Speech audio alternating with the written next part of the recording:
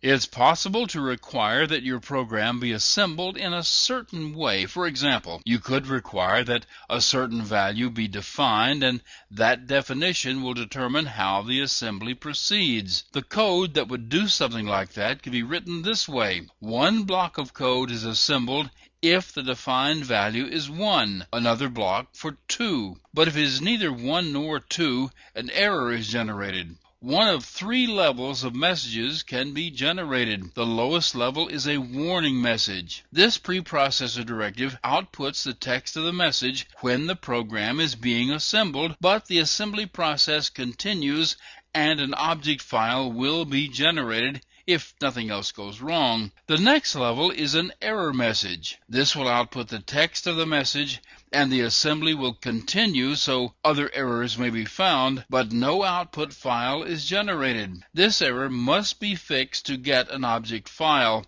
The third level is a fatal message. The text of the message is output and the assembly process halts immediately. Now this is useful if the condition that caused the error could cause a continuous stream of error messages. One preprocessor command is different from all the others in the way it comes about. It is not written by the programmer, it is written by the preprocessor, or it could be written by the compiler which generates the assembly language. It's the line directive.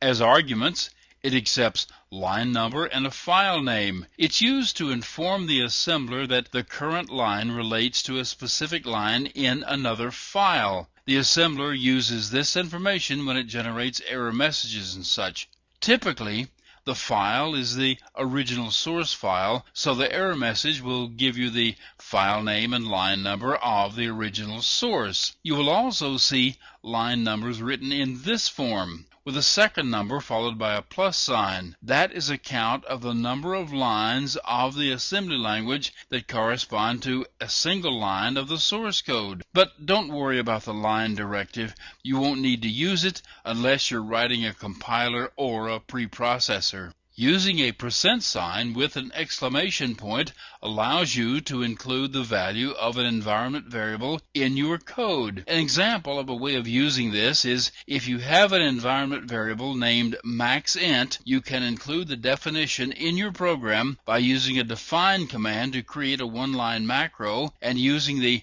%! operator to retrieve the value of maxint from the environment. If you want to include the value of maxint inside a quoted string, you can't do that directly. If you do it this way, you will get a quoted string beginning with a percent sign and an exclamation point, not the value of the variable. However, there is a way to do it. This way, the preprocessor converts all 3 one-line macros before the define byte command is assembled. And that way, you got the quoted string you were after. Well, sort of. It does have blank characters included in the string at the beginning and end.